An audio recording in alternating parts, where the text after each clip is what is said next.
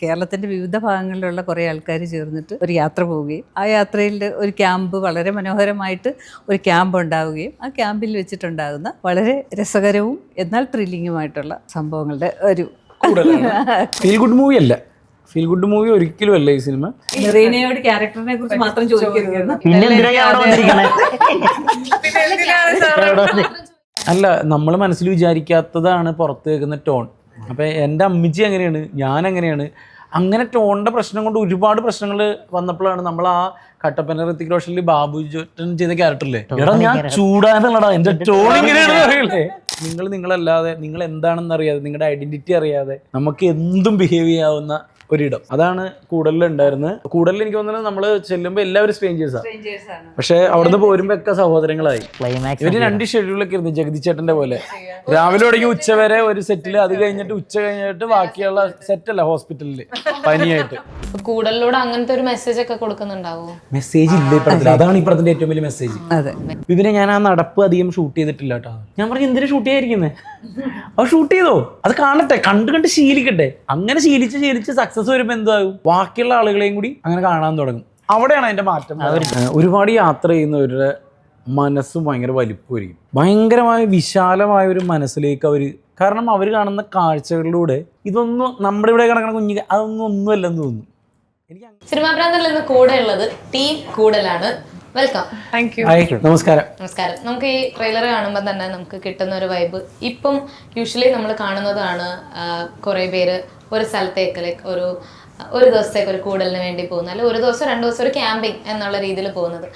അത് പ്രമേയമായിട്ടൊരു സിനിമ വരുന്നു എന്നത് ഒരു പുതിയ ഒരു എക്സ്പീരിയൻസ് ആണ്. സോ അതിൻ്റെ ഭാഗമായിട്ടാണ് നമ്മളെല്ലാവരും ഇവിടെ ഉള്ളത്.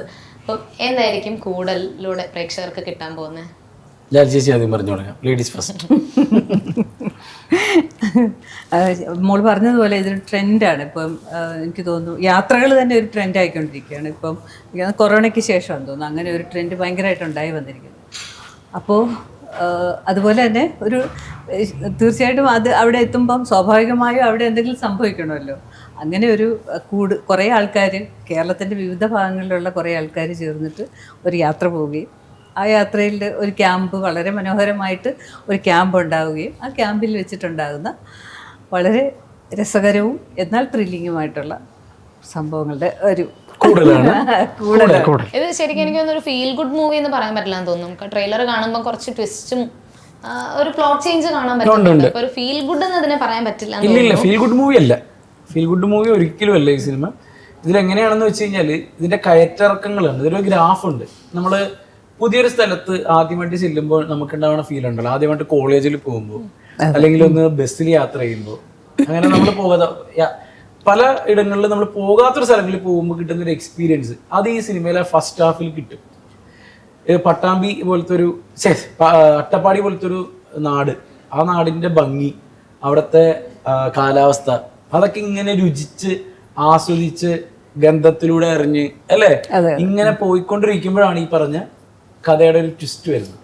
ആ ട്വിസ്റ്റ് കാണാനാണ് നിങ്ങളെ ഞാൻ തിയേറ്ററിലേക്ക് ക്ഷണിക്കുന്നത്. ഇതില് വെക്കേഷന്റെ എങ്ങനെ കഥാപാത്രം വരുന്നത്? ഇവിടെ ഒരു ഫ്രണ്ട് ആയിട്ടുള്ള ക്യാരക്ടറാണ് കൂടൽ എന്ന് പറഞ്ഞ ആ ഒരു ടീമിന്റെ മെയിൻ കോർഡിനേറ്ററാണ് നായകൻ. അപ്പൊ ആ കോർഡിനേറ്ററിന്റെ 2 സുഹൃത്തുക്കൾ അല്ലെങ്കിൽ 2 അവിടെ കാര്യങ്ങൾ നടത്തുന്ന ഇവരെയാണ്. ഇവരെ വിളിക്കുക, നമ്മളെ ഏൽപ്പിക്കുക. അപ്പൊ നമ്മളാണത് ഈ എന്താ പറയാ നോക്കി നടത്തുന്നൊക്കെ പറയില്ലേ, അങ്ങനത്തെ ഒരു ക്യാരക്ടറാണ്. CM എന്ന് വിളിക്കുന്നത് ചന്ദ്രമോഹൻ. ഓ അങ്ങനെ ആ CM. അതായത് എനിക്കൊന്നു മലനയുടെ ക്യാരക്ടർ അവിടേക്ക് ചെല്ലുന്ന ഒരു കഥാപാത്രമാണ്. ക്യാരക്ടറിനെ പറ്റി കൂടുതൽ പറയാൻ പറ്റുമോ? ഇല്ല, എനിക്ക് കൂടുതൽ റിവീൽ ചെയ്യാൻ പറ്റില്ല. ഇതേപോലെ ആ ഒരു ക്യാമ്പ് നടക്കുമ്പോ അത്രക്ക് ദാഷ്ട്യമം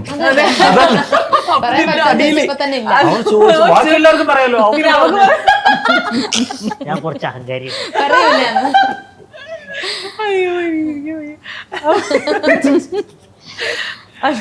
അങ്ങനെ പറയരുതല്ലേ. ഓക്കെ, അതായത് എനിക്ക് പറയാൻ പറ്റാത്തത്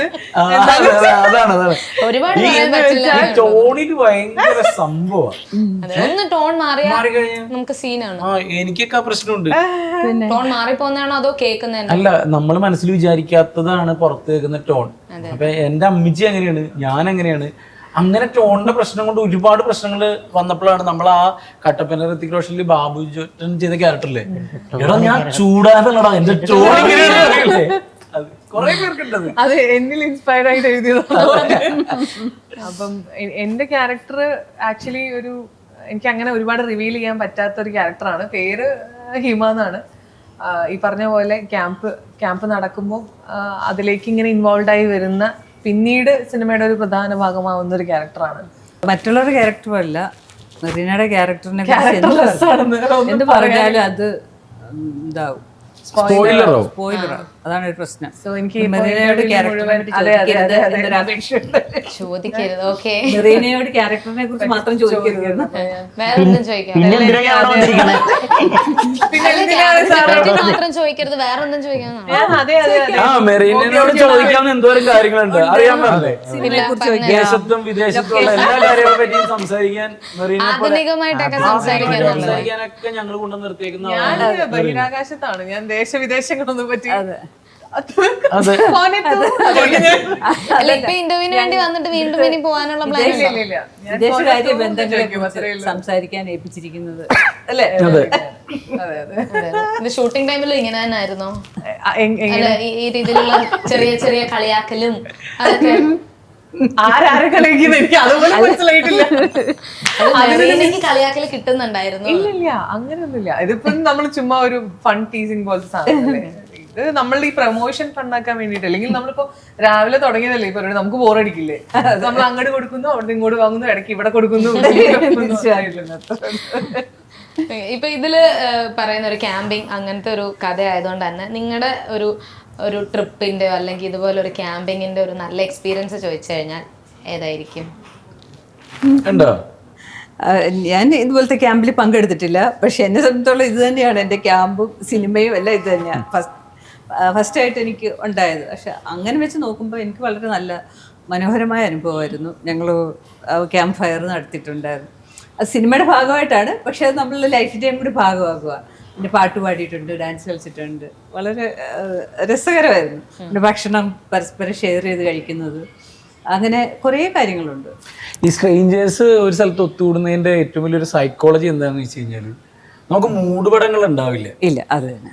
അതായത് നമുക്കിപ്പോൾ ആർട്ടിസ്റ്റുകൾ പോകുന്ന പോലെ അല്ല കേട്ടോ, ആർട്ടിസ്റ്റുകൾക്ക് അത് പോയി ഒരിക്കലും ആ സ്ട്രേഞ്ചേഴ്സ് ക്യാമ്പിന്റെ ഫീൽ ഒരിക്കലും കിട്ടത്തില്ല. അല്ലാതെയുള്ള നിങ്ങൾ ആലോചിച്ച് നോക്കി, നിങ്ങളല്ലാതെ, നിങ്ങൾ എന്താണെന്ന് അറിയാതെ, നിങ്ങളുടെ ഐഡന്റിറ്റി അറിയാതെ നമുക്ക് എന്തും ബിഹേവ് ചെയ്യാവുന്ന ഒരിടം, അതാണ് കൂടുതലുണ്ടായിരുന്നത്.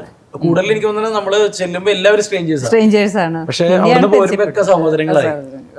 ഇതല്ലാതെ സിനിമ റിലേറ്റഡ് അല്ലാതെ എന്തെങ്കിലും ട്രിപ്പിന്റെയോ അല്ലെങ്കിൽ അങ്ങനെയുള്ള ക്യാമ്പിങ്ങിന്റെ എന്തെങ്കിലും നല്ല മൊമെന്റ്സ് ഉണ്ടാവോ ഷെയർ ചെയ്യാനായിട്ട്? ഞാനൊരു ക്യാമ്പിന് പോയിട്ടുണ്ട്, പക്ഷെ ആ ക്യാമ്പ് എന്ന് പറഞ്ഞ ഒരു ചടച്ച ക്യാമ്പായിരുന്നു. ചടച്ച ക്യാമ്പ് നീ ചെന്നതിന് ശേഷമാണോ? അല്ലെങ്കിൽ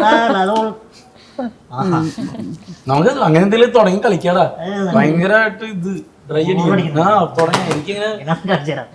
അതായത് വേറെ ഒന്നുമല്ല, അവിടുത്തെ അറ്റ്മോസ്ഫിയർ ഒക്കെ അടിപൊളിയായിരുന്നു. എന്താ പറയുക, കോർഡിനേറ്റ് ചെയ്യുന്ന ആൾക്കാർ അല്ലെങ്കിൽ നമ്മളെ കൂടെ ഉണ്ടായിരുന്ന കുറച്ച് ആൾക്കാർ ഒക്കെ അടിപൊളിയായിരുന്നു. പക്ഷേ ഇപ്പം ഇവിടുത്തെ എക്സ്പീരിയൻസ് പറഞ്ഞില്ലേ, ചേച്ചി പറഞ്ഞില്ലേ, ഭയങ്കര എല്ലാവരും അടിപൊളി വൈബായിരുന്നു, എല്ലാവരും കമ്പനി ആയിരുന്നു. പിന്നെ എനിക്ക് പിന്നെ അവിടെ നിന്ന് കമ്പനി എന്ന് പറഞ്ഞാൽ ഭയങ്കര കിടലൻ അനുഭവമുണ്ട്. ഞാൻ ഇങ്ങനെ പനിച്ച് വിറച്ചിട്ട് ഹോസ്പിറ്റലിൽ കൊണ്ടുപോയി മറ്റേ സാധനമൊക്കെ വെച്ചിട്ട് ഇവിടെ ഡയറക്ടർ തിരിഞ്ഞൊക്കെ പോകുന്നു കേട്ടോ. അത് മിക്സ് ആയി പോയതാണ്. ഇവന് പനി വന്നത് നമ്മുടെ കൂടുതലിന്റെ ഷൂട്ടിന്റെ ഷൂട്ടിന്റെ ഇടയ്ക്കായിരുന്നു. അവിടെ അതൊരു എക്സ്പീരിയൻസ് ആണ്, ഷൂട്ടിന്റെ ഇടയ്ക്കുള്ള എക്സ്പീരിയൻസ്. ചെറിയ എക്സ്പീരിയൻസ് പോയിരുന്നത്. അതെ, അത് ഞാൻ രണ്ട് ക്ലൈമറ്റില് വേറൊരു പടത്തിന്റെ ഷൂട്ടിന് വേണ്ടിയിട്ട് അവിടെ വേറെ ഓപ്പോസിറ്റ് ക്ലൈമാക്സ് രണ്ട് ഷെഡ്യൂളൊക്കെ ജഗതിച്ചേട്ടന്റെ പോലെ രാവിലെ തുടങ്ങി ഉച്ച വരെ ഒരു സെറ്റിൽ, അത് കഴിഞ്ഞിട്ട് ഉച്ച കഴിഞ്ഞിട്ട് ബാക്കിയുള്ള സെറ്റല്ല ഹോസ്പിറ്റലില് പനിയായിട്ട് മറ്റേ മാസ്ക് അങ്ങനെ ഇരിക്കുന്നു. അതായിരുന്നു അവസ്ഥ. അത് ഇവരാണെങ്കിൽ എന്നെ കൊണ്ടുപോയത് ഭയങ്കര പ്രതീക്ഷയൊക്കെ തന്നിട്ടാണ്. രണ്ട് ഫ്രണ്ട്സ് ഉണ്ട്, പിന്നെ മറ്റേ ഇസ്മു ഇടാ നല്ല അടിപൊളി ഒരു നേഴ്സ് അവിടെ ഉണ്ട്.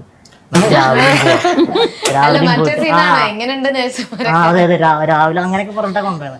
അപ്പൊ നമുക്ക് രാവിലെ ഒന്നും കൂടി എനിക്ക് ഓക്കെ ആയിരുന്നു. രാവിലെ ആ സാധനം എന്താ പറയുന്നത് പറയല്ലോ, മാസ്ക് വെച്ചുള്ള ഞാൻ ചോദിക്കട്ടെ, അതാണോ? എടാ വാർഡൻ നല്ലതാണെന്നും പറഞ്ഞിട്ട് നീ ആരെങ്കിലും കൊന്നിട്ട് ജയിലിൽ പോകും? എന്താ ചെയ്യാ പറഞ്ഞിട്ട് കാര്യമില്ല, അത്ര തരത്തില്ല പോയി. എന്നിട്ട് അങ്ങനെ പോയതാണ്. എന്നിട്ട് പിറ്റേ ദിവസം രാവിലെ പിന്നെ ഞാൻ പറഞ്ഞു വേണ്ട ഇനി ഹോസ്പിറ്റലിൽ പോകണ്ട, ഷൂട്ടിന് പറഞ്ഞു. അങ്ങനെ ഷൂട്ടിന് പോയി. എന്നിട്ട് കഷ്ടപ്പെട്ടൊക്കെ ഷൂട്ടിന് വന്നത്. ഡയറക്ടറുണ്ട് തിരിഞ്ഞാന്നൊക്കെ അതിന്റെ കാര്യമാണ്. പറഞ്ഞു തുടങ്ങിയപ്പോഴത്തേക്ക് അതെ അതെ അതെ. നേരത്തെ പറഞ്ഞ ശരിക്കും പോയ ക്യാമ്പിന്റെ പറഞ്ഞ ഇതേപോലത്തെ ഒരു എല്ലാ അടിപൊളിയായിട്ടും ചില ആൾക്കാർ നമ്മൾ തീരെ മിങ്കിളാവാത്ത ടൈപ്പ് കുറച്ച് ആൾക്കാരുണ്ടായിരുന്നു. അപ്പോൾ ഞാനായിരുന്നു സംസാരിക്കുന്നൊക്കെ. ഒരു കോർഡിനേറ്റേഴ്സ് എന്നെ ഏൽപ്പിച്ച് എല്ലാവരോടും സംസാരിക്കാൻ, എന്താ പറയുക, ആക്റ്റീവ് ആക്കാൻ. ലാസ്റ്റ് ആക്റ്റീവ് ആക്കി അതാണ് എനിക്ക് സംഭവിച്ചത്. ഇത് സംസാരിക്കും നമുക്ക് ഇവരെങ്ങനെയാലും നീ ഇങ്ങനെ ഇരിക്കുന്ന കുറേ ആൾക്കാരുണ്ട്, അങ്ങനെ കുറച്ച് ആൾക്കാർ. അപ്പൊ അതിന്റെ അതിനിടയിൽ എനിക്കിപ്പോ ഓർമ്മ എന്താന്ന് പറയുമ്പോ ചന്ദ്രലേഖയില് ഇന്നസെന്റ് വന്ന മോഹൻലാലും എല്ലാം കേൾക്കുമല്ലോ. അതിന് മോഹൻലാൽ ആരോഗ്യം പറ്റിച്ചിട്ട് പറഞ്ഞോണ്ട് ഇന്നസെന്റ് നോക്കി നീ ആ പാവത്തിനെ പറ്റിച്ചില്ലേ മോഹൻലാൽ. അതേ അവസ്ഥയായിരുന്നു. ജയിക്കാൻ അടിപൊളിയായിരുന്നു. അടിപൊളിയായിരുന്നു. ഇത് എത്ര ദിവസം ഉണ്ടായിരുന്നു ഇവിടെ ഷൂട്ടിങ്ങും കാര്യങ്ങളൊക്കെ? 35 ദിവസമാണ് ടോട്ടൽ ഉണ്ടായിരുന്നത്. അത് പല സ്ഥലങ്ങളിലാണ്, കോയമ്പത്തൂര്, അട്ടപ്പാടി, പിന്നെ ഇവിടെ നമ്മുടെ മലയാറ്റൂര് 3 സ്ഥലത്താണ്. മെയിനായിട്ട് മേജർ പോയിന്റ് എന്ന് പറയുന്നത് അട്ടപ്പാടിയാണ്. അവിടുത്തെ പ്രകൃതി രമണീയായിരുന്നു മെയിൻ. മെറീനയുടെ ടൂറിന്റെ എക്സ്പീരിയൻസ് ചോദിച്ചില്ല, ക്യാമ്പിംഗ് ട്രിപ്പ്. ഞാൻ ക്യാമ്പിംഗ് അങ്ങനെ പോയിട്ടില്ല, അതുപോലെ ഈ സ്ട്രേഞ്ചേഴ്സ് ക്യാമ്പ് ഒന്നും പോയിട്ടില്ല. പക്ഷെ ഫ്രണ്ട്സിനൂടെ എനിക്ക് കിട്ടുന്ന സമയങ്ങളിൽ എല്ലാ മാസവും സമയമുണ്ടല്ലോ, അപ്പൊ അതുകൊണ്ട് സെറ്റുകളിൽ നിന്ന് സെറ്റുകളിലേക്ക് ഓടാൻ പറ്റാത്തതുകൊണ്ട് ഒരു വർഷത്തിന് ശേഷമാണ് 2 ഓടാൻ ചെയ്യണത്. 3-4 ദിവസം ഞാൻ മൂന്നാറൊക്കെ ചുമ്മാ പോകും. ചുമ്മാ അതൊരു റിഫ്രഷ്മെന്റിന് പോകുന്നതാ. ജസ്റ്റ് പോവും, കുറച്ചു നേരം പ്രകൃതി പച്ചപ്പൊക്കെ കാണും, തിരിച്ചു വരും. ഇത് എപ്പോഴും ലൈഫിലുള്ളൊരിതാ. പിന്നെ സോളോ പോയിട്ടുണ്ട്, നേപ്പാൾ പോയിട്ടുണ്ട്, US പോയിട്ടുണ്ട്. അതൊന്നും അത്ര വലിയ നല്ല എക്സ്പീരിയൻസ് ഒന്നും എനിക്ക് പറയാനില്ല. പിന്നെ നമുക്കൊരു ധൈര്യം വരിക, അല്ലെങ്കിൽ നമുക്കൊരു അഡ്വഞ്ചറസ് ആയിട്ട് നമ്മൾ എന്തെങ്കിലും കാര്യങ്ങൾ ചെയ്യാന്നുള്ള ഒരു ഇതില്ല. സ്ഥലങ്ങൾ കാണാൻ വേണ്ടി പോകുന്നു, അത്രേ ഉള്ളൂ. ഈ സോളോ ട്രിപ്പ് ശരിക്കും നല്ലതല്ലേ? ആണ്. ഈ ഫ്രണ്ട്സിന്റെ ഒപ്പം അല്ലെങ്കിൽ നമ്മൾ കുറച്ച് പേരുടെ കൂടെ പോകുന്നതിൽ നമുക്ക് കുറച്ചുകൂടെ ഫ്രീഡത്തിന് മാത്രമല്ല, കുറെ കാര്യങ്ങൾ നമുക്ക് പഠിക്കാൻ പറ്റും. എന്നെ സംബന്ധിച്ച് എനിക്കൊരു കാര്യം അറിയില്ല എന്ന് പറയാൻ എനിക്ക് വലിയ പ്രശ്നമില്ല. എനിക്കറിയില്ല, അല്ലെങ്കിൽ ഇപ്പോൾ ഒരാൾ പറയുകയാണെന്ന് എനിക്ക് വിവരമില്ല, എനിക്ക് വിവരമില്ല, ഓക്കെ, അത് അവരുടെ ഒരു ഇത്. അപ്പോൾ നമ്മൾ പുതിയ കാര്യങ്ങൾ പഠിക്കും. വേറൊരു രാജ്യത്ത് ചെല്ലുമ്പോൾ നമുക്ക് ഈ ഒന്നും അറിയാതെ നമ്മൾ ബ്ലാങ്ക് ആയിട്ടാണ് തുടങ്ങുക. കാരണം അവരുടെ രീതികൾ വേറെ ആയിരിക്കും, അവരുടെ സിസ്റ്റം വ്യത്യാസം ഉണ്ടാവും. അപ്പോൾ അതെല്ലാം നമുക്ക് പഠിച്ചെടുക്കാനും പുതിയ രീതിയിലേക്ക് അഡാപ്റ്റ് ആവാനൊക്കെ പെട്ടെന്ന് ഈസി ആയിരിക്കും. ഇപ്പം നമ്മൾ എവിടെ കൊണ്ടിട്ടാലും നമുക്ക് സർവൈവ് ചെയ്യാൻ പറ്റുന്ന സർവൈവൽ ഇൻസ്റ്റിങ്ക്റ്റ് കൂടും നമ്മളങ്ങനെ സോളോ ചെയ്യുമ്പോൾ. അതൊരു ഗുണമാണ്. പിന്നെ ഭാഷ, വേറെ ടൈപ്പ് ഓഫ് ആൾക്കാർ എല്ലാം നമുക്ക് ഇങ്ങനെ പുതിയ നോളജ് കിട്ടും, അത്രേ ഉള്ളൂ. ഈ യാത്രയുടെ എനിക്ക് തോന്നിയിരിക്കുന്ന ഒരു കാര്യം, ഒരുപാട് യാത്ര ചെയ്യുന്നവരുടെ മനസ്സും ഭയങ്കര വലിപ്പമായിരിക്കും. ഭയങ്കരമായ വിശാലമായ ഒരു മനസ്സിലേക്ക് അവര്, കാരണം അവർ കാണുന്ന കാഴ്ചകളിലൂടെ ഇതൊന്നും നമ്മുടെ ഇവിടെ കിടക്കുന്ന കുഞ്ഞിന് അതൊന്നും അല്ലെന്ന് തോന്നുന്നു. എനിക്ക് അങ്ങനെ തോന്നിയിട്ടുണ്ട് ഭയങ്കര. കാരണം എന്റെ പ്രശ്നം എന്ന് വെച്ചാൽ നമ്മൾ യാത്ര എങ്ങനെ കാണുന്നു എന്നുള്ളതാണ്. യാത്ര പോയിട്ട് നമ്മൾ ഫോട്ടോ എടുത്തിട്ട് ഇൻസ്റ്റാഗ്രാമിൽ പോസ്റ്റ് ചെയ്യാൻ ആണ് യാത്ര ചെയ്യുന്നത്. യാത്ര കൊണ്ടൊന്നും വലിയ കാര്യമൊന്നുമില്ല. യാത്ര നമ്മൾ പുതിയ അനുഭവങ്ങൾ ഉണ്ടാവാനും പുതിയ ആൾക്കാരെ കാണാനും പുതിയ ഇത് കാണാനും. ശരിക്കും ഞാനൊക്കെ യാത്ര ചെയ്യുമ്പോൾ ഗാഡ്ജറ്റ്സ് അധികം യൂസ് ചെയ്യാറില്ല. ഫോണൊക്കെ 1.5 ദിവസം ചാർജ് വെറുതെ കിട്ടും. അത്രയും ഞാൻ വളരെ കുറവാ കാര്യങ്ങൾ ക്യാപ്ചർ ചെയ്യുന്നതും കുറവാ. ഭക്ഷണത്തിനെ പറ്റിയാ പറയാൻ പോകുന്നത്. കാരണം ഇവിടുന്ന് പോയിട്ട് നമ്മൾ ഇന്ത്യൻ ഫുഡ് കഴിക്കണം എന്ന് പറയാൻ വാശി പിടിക്കുന്നത് തന്നെ യാത്ര ചെയ്യാൻ പോവാതിരിക്കുന്നതാണ്. ക്യാപ്ചർ ചെയ്യേണ്ടത് മനസ്സിലും തലച്ചോറിലും ആയിരിക്കണം. ക്യാപ്ചർ ചെയ്യേണ്ടത് ഇപ്പൊ ഇവിടെ നടക്കുന്ന ഒരു കാര്യം ഞാൻ വളരെ സിമ്പിൾ ആയിട്ട് പറഞ്ഞുതരാം. നമ്മള് നേരത്തെ തൃശ്ശൂർ പൂരം കാണാൻ പോയാലും എവിടെ പോയാലും കാണുമ്പോൾ ഇപ്പോൾ ഉള്ള കാഴ്ച, നേരത്തെ നമ്മളെ കണ്ണുകൊണ്ടും മനസ്സുകൊണ്ടും കണ്ടിരുന്ന കാഴ്ചകൾ ഇപ്പൊ നമ്മളെല്ലാവരുടെയും കൈകളിലും മൊബൈൽ വെച്ചിട്ട് അത് ഷൂട്ട് ചെയ്യാം. ഈ ഷൂട്ട് ചെയ്യുന്ന വെടിക്കെട്ടില്ലേ ഇന്ന് വരെ ആരും തിരിച്ച് കണ്ടിട്ടും കൂടി ഉണ്ടാവില്ല. ലാസ്റ്റ് അതിൽ സ്റ്റോറേജ് ആയി കിടന്ന് ഡിലീറ്റ് ചെയ്യാൻ ആ കാഴ്ചയെ നഷ്ടപ്പെട്ടു. ഒറിജിനൽ കാഴ്ച നഷ്ടപ്പെടുകയും ഈ മൊമെന്റിൽ എല്ലാവരും മൊബൈലും പിടിച്ചിട്ട് നിന്നിട്ട് അതും കളഞ്ഞ് നമ്മുടെ ഒറിജിനൽ കാഴ്ചയും പോയി. എനിക്ക് അങ്ങനെ തോന്നിയിട്ടുണ്ടോ? എല്ലാവരും വെടിക്കെട്ട്, ശരിക്കും വെടിക്കെട്ട് ആകാശത്ത് വിരിയുന്നത് കണ്ട് ആ പൊട്ടി ഇങ്ങനെ വരുന്നതിന്റെ അത് കണ്ട് തന്നെ ആസ്വദിക്കണ്ട, അത് പോയിപ്പോ ഇപ്പൊ കൂടുതലൂടെ അങ്ങനത്തെ ഒരു മെസ്സേജ് ഒക്കെ കൊടുക്കുന്നുണ്ടാവോ? മെസ്സേജ് ഇല്ല ഈ പടത്തിൽ, അതാണ് ഈ പടത്തിന്റെ ഏറ്റവും വലിയ മെസ്സേജ്. മെസ്സേജ് ഇല്ല, അതൊന്നും എടുത്തൊന്ന് പറഞ്ഞത്. ഈ പടത്തില് മെസ്സേജ് ഇല്ല, അതാണ് ഇതിന്റെ ഏറ്റവും വലിയ മെസ്സേജ്. ഞാൻ ചോദിക്കട്ടെ, ഈ ബിബിൻ ചേട്ടന്റെ ശരിക്കും ഞാൻ വന്നപ്പോ തൊട്ട് കുറച്ച് മണിക്കൂറായിട്ട് കണ്ടോണ്ടിരിക്കുക, ഇപ്പൊ ഭയങ്കര ആക്റ്റീവായിട്ട് ഭയങ്കര ഹൈപ്പർ ആയിട്ട് നിൽക്കുക. ഈ എനർജിയുടെ ഒരു സീക്രട്ട് എന്താ? എങ്ങനെ എപ്പോഴും ഇങ്ങനെ ആക്റ്റീവായിട്ട് നിൽക്കാൻ പറ്റുന്നേ? ഞാൻ കരണമെന്നാ കാണുന്നുണ്ട്. അല്ല ഇതൊക്കെയെന്ന് വെച്ചാൽ ഇപ്പം ബാക്ക് ടു ബാക്ക് ഇന്റർവ്യൂസ്, ഇന്നൊരു ദിവസം തന്നെ നോക്കിക്കഴിഞ്ഞാൽ ബാക്കി ഡേയ്സ് ഞാൻ അങ്ങനെ കാണത്തില്ല. ഇപ്പം ഞാൻ കാണുന്ന ഡേ ഞാൻ പറയാം ബാക്ക് ടു ബാക്ക് ഇന്റർവ്യൂസ് വരുന്നു. ചിലപ്പം ഒരിടത്ത് പറഞ്ഞ കാര്യം തന്നെ ഇപ്പുറത്ത് വന്ന് പറയേണ്ട വരുന്നുണ്ട്. ഇപ്പം റിപ്പീറ്റ് ചെയ്ത് മേ ബി മടുപ്പ് വന്നേക്കാം. പക്ഷെ ഞാൻ കാണുമ്പോൾ ഇങ്ങനെ ആക്റ്റീവായിട്ടിരിക്കുന്നു. കുറച്ച് നേരം വെറുതെ ഇരുന്ന് കഴിഞ്ഞാൽ പാട്ട് പാടുന്നു. ഇത്ര ആക്റ്റീവായിട്ട് എങ്ങനെ ഇരിക്കാൻ പറ്റുന്നത്? അത് നമ്മൾ കുഞ്ഞിലേ മുതൽ ട്യൂൺഡാക്കിയ ഒരു കാര്യമാണ്. ഇപ്പം ഇനിയിപ്പോൾ ഈ നേരത്തെ ഞാൻ പറഞ്ഞ പോലെ വണ്ടിയുടെ സമയത്ത് എല്ലാവരും കയറിയപ്പോൾ ഒറ്റയ്ക്ക് വെക്കുമ്പോൾ ഉണ്ടാവണ ആ ആദ്യം മുതൽ നമ്മൾ കുഞ്ഞിലെ ചെറുപ്പത്തിലൊക്കെ നമ്മൾ ഒറ്റപ്പെടുമല്ലോ, സ്വാഭാവികമായിട്ട് ഒറ്റപ്പെടും. ആ ഒറ്റപ്പെട്ട സമയത്ത് നമ്മൾ സെൽഫായിട്ട് ഹാപ്പി ആവാൻ വേണ്ടി കണ്ടെത്തിയ പരിപാടി. അതുകൊണ്ട് എൻ്റെ വായിൽ എപ്പോഴും പാട്ടിങ്ങനെ ഞാൻ വെറുതെ ആണെങ്കിലും ഇങ്ങനെ അറിയാണ്ട് ഇങ്ങനെ പാടി എൻജോയ് ചെയ്തുകൊണ്ടിരിക്കും.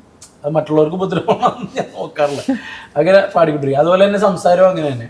പിന്നെ ഇതിനെ സംബന്ധിച്ചിടത്തോളം നമുക്ക് ഓൺലൈനിൽ നിങ്ങളെപ്പോലെയുള്ള റെപ്യൂട്ടഡ് ആയിട്ടുള്ള ഓൺലൈൻ ടീമുകളെ കിട്ടുമ്പോൾ അത് ഫുൾ എനർജിയിൽ പരിപാടി ചെയ്യാന്നുള്ളതേ ഉള്ളൂ. ഇവിടെ ഞാൻ തളർന്നിരുന്നിട്ട് എന്തിനാ? ഇത് ശരിക്കുള്ള ആവശ്യം ആരുടെയാണ്? എന്റെയും നമ്മളുടെ ഗ്രൂവിന്റെയും അല്ലേ?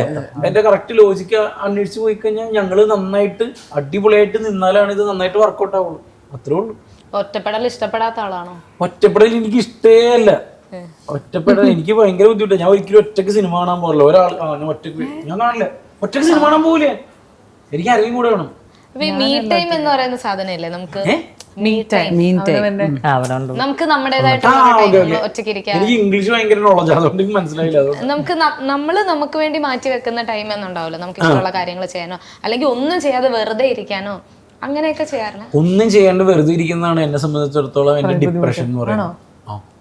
ഒരിക്കലും എനിക്ക് അങ്ങനെ ഒരു ടൈം വരരുതെന്ന് ആഗ്രഹിക്കുന്ന ആളാണ് ഞാൻ. എപ്പോഴും ഭയങ്കര വർക്കോളിക്കാണ്. എനിക്ക് വർക്കില്ലെങ്കിലാണ് പ്രശ്നം. ഞാൻ ഈ സിനിമ അഭിനയിച്ചു, അതിന്റെ ഭാഗമായിട്ട് ഇങ്ങനെ നടക്കുന്നില്ലേ, ഞാൻ സത്യമായിട്ട് എൻജോയ് ചെയ്യുന്നുണ്ട്.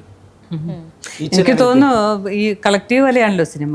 എനിക്ക് തോന്നുന്നു ബിബിൻ എപ്പോഴും ആൾക്കാരുടെ കൂടെ അല്ലേ, എല്ലാം ആരുടെയെങ്കിലും കൂടെ ആവാനുള്ള ചാൻസ് ഉണ്ട്. അതാണ് കൂടുതലും എനിക്ക് തോന്നിയിട്ടുള്ളത്. ഭയങ്കര പോസിറ്റിവിറ്റി. ഈ ഓരോന്നിനോടുള്ള അപ്രോച്ചിൻ്റെ ഒരു പ്രശ്നമുണ്ട്.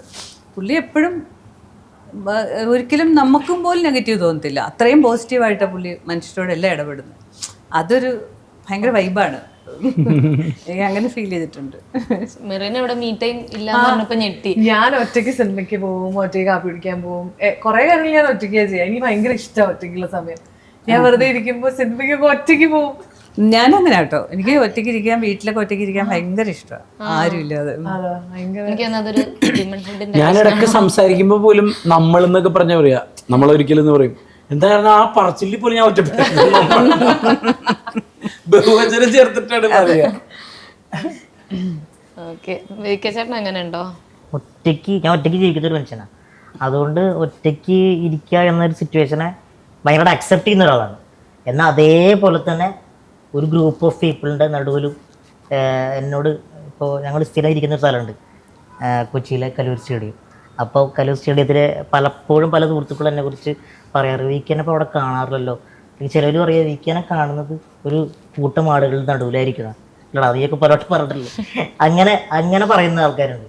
അപ്പോൾ ഇത് രണ്ടും ഒരേപോലെ അക്സെപ്റ്റ് ചെയ്യുന്ന ആളാണ്, രണ്ടും ഒരേപോലെ എൻജോയ് ചെയ്യുന്ന. ഞാനും വീക്കെയും ഒരു കാര്യത്തിൽ കോമൺ ആവുന്ന ഒരു കാര്യം, രണ്ടുപേരും പെട്ടെന്ന് ഭയങ്കര ഇമോഷണൽ ആയിരിക്കും, ഷോർട്ട് ടെമ്പേർഡ് ആയിരിക്കും. അത് ഞങ്ങളുടെ ചൈൽഡ്ഹുഡ് ഞങ്ങൾക്ക് എന്താ പറയുക, അത് 99% ഡിവൈൻ എബിലിറ്റി ഉള്ളവർക്കുള്ള ഒരു കാര്യമാണ്. പെട്ടെന്ന് നമ്മൾ ഷോർട്ട് ടെമ്പേർഡ് ആയിരിക്കും. ഇത് ഇങ്ങനെ പക്ഷെ ഷോർട്ട് ടെമ്പേർഡ് ഉള്ളി നമ്മൾ കാണുന്നത് അത്രയും സ്നേഹമുള്ളവരുടെ മുമ്പിൽ മാത്രം. ഷോർട്ട് ടെമ്പേർഡ് ആണെന്ന് പറഞ്ഞ് നമുക്ക് വിശ്വസിക്കാൻ പറ്റില്ലേ? എനിക്ക് തോന്നാറില്ല അങ്ങനെ. അമ്മച്ചിയൊക്കെ ശരിക്കും അനുഭവിക്കും. ചില നേരത്ത് ഇതെല്ലാം കഴിഞ്ഞിട്ട് നമ്മൾ വീട്ടിൽ ചെല്ലുമല്ലോ ചേച്ചി. അപ്പൊ ബോഡി പെയിൻ ഉണ്ടെങ്കിൽ ഭയങ്കര ഇറിറ്റേഷൻ ആയിരിക്കും. അപ്പൊ പിന്നെ അമ്മച്ചി എന്ത് പറഞ്ഞാലും ഞാൻ ദേഷ്യപ്പെടും. അപ്പൊ അമ്മച്ചിയുടെ അടുത്ത് ധൈര്യമായിട്ട് നമുക്ക് ദേഷ്യപ്പെടാലോ. എന്നുവെച്ചാല് പെടാലോ എന്ന് വെച്ച് കഴിഞ്ഞാൽ പെട്ടു പോണതാ. അവര് കുഞ്ഞുനാള് പോലെ എന്നെ അറിയാവുന്നുണ്ട് കറക്റ്റ് അല്ലടാ? അത് കറക്റ്റാണ് കറക്റ്റ്. അത് ഞാൻ എല്ലാവരെയും എനിക്കും ഞങ്ങളുടെ ഒരു കമ്മ്യൂണിറ്റി തന്നെ ഉണ്ടല്ലോ, ഞങ്ങൾക്ക് അറിയാലോ ആരൊക്കെ എന്താണെന്നുള്ളത്. കുറെ ആൾക്കാര് ഇപ്പോഴും റിസർവ്ഡ് ആയിട്ട് ഇരിക്കുന്ന, അതും അങ്ങനെ കുറെ ആൾക്കാരുണ്ട്. അത് ട്രോമയെന്ന് പുറത്ത് വരാതിരിക്കുന്ന ഒരുപാട് ആൾക്കാരുണ്ട്. ഇമോഷൻസ് ഒന്നും അവർക്ക് പുറത്ത് കാണിക്കാൻ പറ്റാത്ത സിറ്റുവേഷനിലുള്ള കുറെ ആൾക്കാരുണ്ട്. അങ്ങനത്തെ കുറെ സുഹൃത്തുക്കളോട് സംസാരിക്കാറുണ്ട്. ബിബി സംസാരിക്കാറുണ്ടാവും, ഞാനൊക്കെ അങ്ങനെ പേഴ്സണലി സംസാരിക്കാറുണ്ട്, നമുക്കറിയാതെ. അല്ല അപ്പം അതായത് ഈ ഒരു കമ്മ്യൂണിറ്റിയെ പറ്റി പറഞ്ഞല്ലോ, അവർക്ക് വേണ്ട ഇപ്പൊ കൗൺസിലിങ്ങോ അങ്ങനത്തെ കാര്യങ്ങളൊക്കെ കൊടുക്കും. ഇത് കൗൺസിലിങ്ങിന്റെ അല്ല, ഇത് ഇപ്പൊ ഞാനും വീക്കെയും ഇതിന്റെ ഒരു ഭാഗമാണ്, ഇതിന്റെ ഒരു മാറ്റത്തിന്റെ ഭാഗമായിട്ട്. അതായത് ഞങ്ങളുടെയൊക്കെ മുമ്പിൽ നിൽക്കുന്നത് പക്രുച്ചേട്ടനാണ്. കാരണം പക്രുച്ചേട്ടൻ ഇപ്പൊ എന്നെ സംബന്ധിച്ചിടത്തോളം ഇപ്പൊ ഈ ഹീറോ ആയിട്ട് ഇവിടെ ചെയ്യാൻ പറ്റുന്നുണ്ട്, പാട്ട് പാടാൻ പറ്റുന്നുണ്ട്, ഡാൻസ് കളിക്കാൻ പറ്റുന്നുണ്ട്. പക്രുച്ചേട്ടനെ സംസാരിക്കാൻ പറ്റുന്നത്, പക്രുച്ചേട്ടനെ ഒരാളുടെ പരസഹായം ഇല്ലാതെ കുറെ കാര്യങ്ങൾ ചെയ്യാൻ പറ്റാത്തൊരു മനുഷ്യൻ. ആ മനുഷ്യൻ ഇത്രയും വലിയ ഗിന്നസ് നേടി എന്നുള്ളതാണ് നമ്മുടെ മുമ്പിൽ കാണുന്ന ഒരു ഇത്. അതേപോലെ തന്നെയാണ് ഞാനും. ഇപ്പം ഞങ്ങൾക്ക് ഇപ്പം താൻ ആലോചിക്കുക, ഏറ്റവും എളുപ്പ പരിപാടി. ഞാൻ പ്രൊഫഷണലി അധ്യാപകനാണ്. എനിക്ക് ഏറ്റവും എളുപ്പം, എനിക്കൊരു ഗവൺമെൻറ് ജോലി ഇഷ്ടംപോലെ വന്നിട്ടുമുണ്ട്. കാരണം ഞങ്ങൾക്ക് സംവരണം ഉള്ളതുകൊണ്ട് കുറേ ഗവൺമെൻറ് ജോലി വന്നിട്ട് നമ്മൾ പോകാത്ത.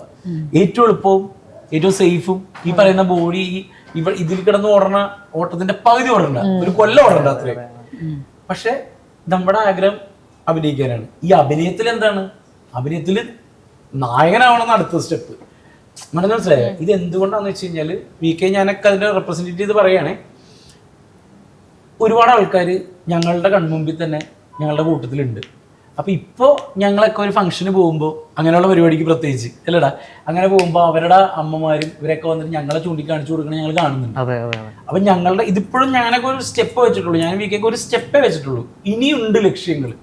ഞാൻ പറയുന്ന ഒരു കാലഘട്ടത്തിലേക്ക് ആളുകൾ, അതായത് ഒരു നമുക്ക് പറയാൻ പറ്റുന്ന ഇപ്പൊ ഒരു സിസ്റ്റത്തോട് പറയാൻ പറ്റണം.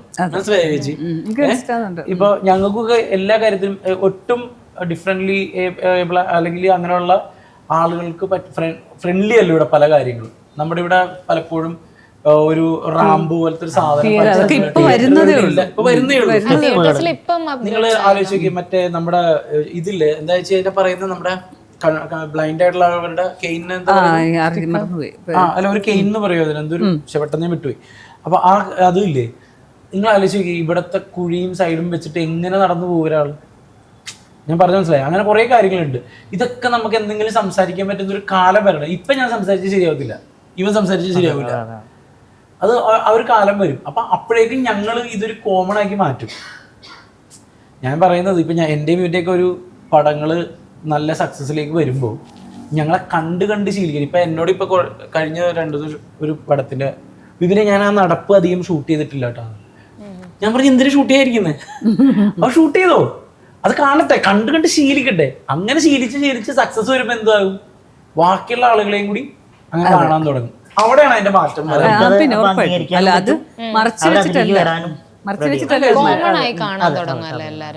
അങ്ങനെ ആവുമല്ലോ ക്യാരക്ടർ. ഞാനൊക്കെ ആഗ്രഹിക്കണം ബിബി പറഞ്ഞ പോലെ തന്നെ ഒരു കാലത്ത് നമ്മുടെ ഫിസിക്കൽ അപ്പിയറൻസ് വെച്ച് മാത്രമുള്ള ക്യാരക്ടേഴ്സ് ഉണ്ടാക്കി പോയ കാലം ഉണ്ടായിരുന്നു. അതൊന്നും കുറേ മാറി. ഈ സിനിമയിലൊന്നും ഫിസിക്കൽ അപ്പിയറൻസിന്റെ ഒരു കുന്തും പറയുന്നില്ല. എൻ്റെ ഒന്നും കൂട്ടത്തിൽ ഇപ്പൊ ഡയറക്ടേഴ്സ് പറഞ്ഞ എന്താ, ഫുൾ കാര്യങ്ങളും കോർഡിനേറ്റ് ചെയ്യുന്ന ബിബിയുടെ കൂടെ നിൽക്കുന്ന രണ്ടുപേരിൽ ഒരാളാണ്.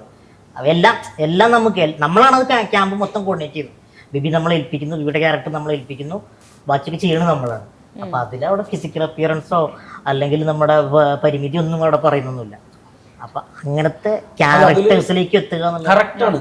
അവൻ പറഞ്ഞതിന്റെ കറക്റ്റ്. അതായത് ഞാൻ എന്തൊക്കെ പറഞ്ഞ ബാഡ് ബോയ്സ് ഇല്ലേ, ഒരുപാട് ട്രോളൊക്കെ വന്ന സിനിമയാണ്. പക്ഷെ ഞാൻ ഒമർക്കാനോടുള്ള ഏറ്റവും വലിയ, ഒമർക്കാനോടും അബാം മൂവീസിനോടും ഷീലു അബ്രാമിനോടൊക്കെ ഏറ്റവും വലിയ നന്ദി എന്താന്ന് വെച്ചാൽ, സാരംഗ് റൈറ്റർ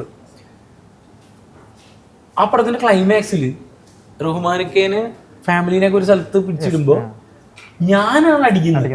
സ്വാഭാവികമായിട്ട് നേരത്തെ ആണെങ്കിലും ഉണ്ടല്ലോ, അയ്യോ അതെങ്ങനെയാണ് ഇയാൾക്ക് കൊടുക്കണേന്നുള്ളത്. അത് റഹ്മാനിക്ക അത്രയും വലിയ സൂപ്പർ സ്റ്റാർ സമ്മതിച്ചു. അദ്ദേഹത്തിന് എന്നോടുള്ള സ്നേഹം കൊണ്ടും എല്ലാം കൊണ്ടും സമ്മതിച്ചു. ഒമർക്ക് അത് എനിക്ക് തന്നു. ഞാൻ പറഞ്ഞു പോയിന്റ് കിട്ടിയോ നിങ്ങൾക്ക്? നേരത്തെ എനിക്ക് അത് അങ്ങനെ തരത്തില്ല. അയ്യോ അതാ ഞങ്ങൾക്ക് വയ്യാത്തല്ല, അയാൾ ചെയ്ത് അടിച്ചാൽ ഏക്കൂല എന്ന് പറയും. പക്ഷെ അങ്ങനെയല്ല, ഭയങ്കര ഇമ്പാക്റ്റിൽ അത് വർക്കായ സാധനം. കാരണം ആ കൊച്ചിനെ അവരെ രക്ഷിക്കുന്നത് ഞാനായിട്ടാണ്. അപ്പൊ ഞാൻ പറഞ്ഞേ അങ്ങനെയുള്ള മാറ്റമാണ് ഇവിടെ വരേണ്ടത്. അവര് സ്വീകരിച്ചു കഴിഞ്ഞു, ഇനിയും കിടക്കുവാണ് അങ്ങോട്ട് സ്വീകരിക്കാനായിട്ട്. പക്ഷെ അത് സ്വീകരിച്ചോളൂ, മാറ്റങ്ങൾ വന്നു തുടങ്ങി. മാറ്റങ്ങൾ വന്നു തുടങ്ങി. അതെ, അത് പെട്ടെന്ന് തന്നെ എല്ലാം ഒരു കോമൺ രീതിയിൽ തന്നെ ആവട്ടെ. കൂടുതലും അങ്ങനെയുണ്ട്. കാരണം ഈ ഡയറക്ടർമാർ രണ്ടുപേരും ഇല്ലേ, ഫൈറ്റ് സീക്വൻസ് ഒക്കെ ഉണ്ട് ഈ പടത്തില്. ഒരു കണ്ണീ ചോരയില്ലാണ്ടാണ് ചെയ്യിപ്പിച്ചല്ലേ എല്ലാം. ചെയ്യിപ്പിച്ചെന്ന് പറഞ്ഞു. ട്രെയിലറിൽ ചെറിയ കുറച്ച് ഭാഗം മാത്രം കാണാൻ പറ്റുന്നുണ്ട്. ബാക്കി സിനിമ കാണുമ്പോഴത്തേനും കാണാം അല്ലേ, എല്ലാം ട്രെയിലർ കാണിക്കുന്നില്ല. ഓറാക്കിട്ട് ലാസ്റ്റ് ഞാൻ അങ്ങോട്ട് പറയേണ്ടി വന്നു. ആ മലയുടെ മുകളിൽ കുറെ പത പോകുന്നത് കണ്ടില്ലത്, പതയാണ്. ഇങ്ങനത്തെ കുറെ സാധനങ്ങൾ ചെയ്യുമ്പം ഇപ്പം നമ്മുടെ കോൺഫിഡൻസും കൂടെയാണ്. എനിക്കിപ്പോ ഈ 3 അടി പൊക്കത്തിരുന്നിട്ട് അത്രയൊക്കെ ചെയ്യാൻ പറ്റുമോ, ഞാൻ ഭയങ്കരനാണല്ലോ എന്നൊക്കെ തോന്നുന്നത്. നമുക്കൊരു അഹങ്കാരമല്ല കേട്ടോ ഉദ്ദേശിച്ചത്, നമ്മൾ കോൺഫിഡൻസ് അപ്പൊ വരും. എടാ ഇത്തിരി ഞാൻ പറയട്ടെ, ഒന്നുമില്ലെന്നും പറഞ്ഞ് സങ്കടപ്പെടുന്നതിനേക്കാളും നല്ലത് കുറച്ച് പറഞ്ഞ് സന്തോഷിച്ച് അഹങ്കരിക്കണ തന്നെയാ. നമ്മൾ ആരും ഉപദ്രവിക്കായിരുന്നാ മതി. അപ്പൊ അങ്ങനെ ചിന്തിക്കുന്നുണ്ട്, അങ്ങനത്തെ കുറെ ഡയറക്ടേഴ്സും റൈറ്റേഴ്സും ഒക്കെ വരുന്നുണ്ട്. എന്നാലും കൂടുതൽ 20-ാം തീയതി അല്ലേ, ജൂൺ 20 റിലീസ് ആവണം. എല്ലാരും അപ്പം തിയേറ്ററിൽ കണ്ട് ഒരു ഫീൽ ഗുഡ് മൂവി അല്ലത്. ഞാൻ ആദ്യം ഇതിന്റെ പോസ്റ്റർ ഒക്കെ കണ്ടപ്പോ ഫീൽ ഗുഡ് ട്രെയിലർ കണ്ടപ്പോ മനസ്സിലായത് അങ്ങനെയൊക്കെ പറയണം. വയലൻസ് ഒക്കെ ഉണ്ടാവോ? വയലൻസ് അങ്ങനെയല്ല, പക്ഷെ ഫൈറ്റ് ഒക്കെ ഉള്ള എല്ലാവർക്കും ഇഷ്ടപ്പെടുന്ന ഒരു കംപ്ലീറ്റ് എന്റർടൈനർ ആയിരിക്കും. അപ്പൊ എല്ലാം പറഞ്ഞു കഴിഞ്ഞ ഒരു കംപ്ലീറ്റ് എന്റർടൈനർ മൂവി ജൂൺ 20-ന് റിലീസ് ആവാണ്. എല്ലാവരും കണ്ട് തിയേറ്ററിൽ പോയി തന്നെ കണ്ട് സപ്പോർട്ട് ചെയ്യാൻ എല്ലാവിധ ആശംസകളും. Thank you so much. Thank you. Thank you.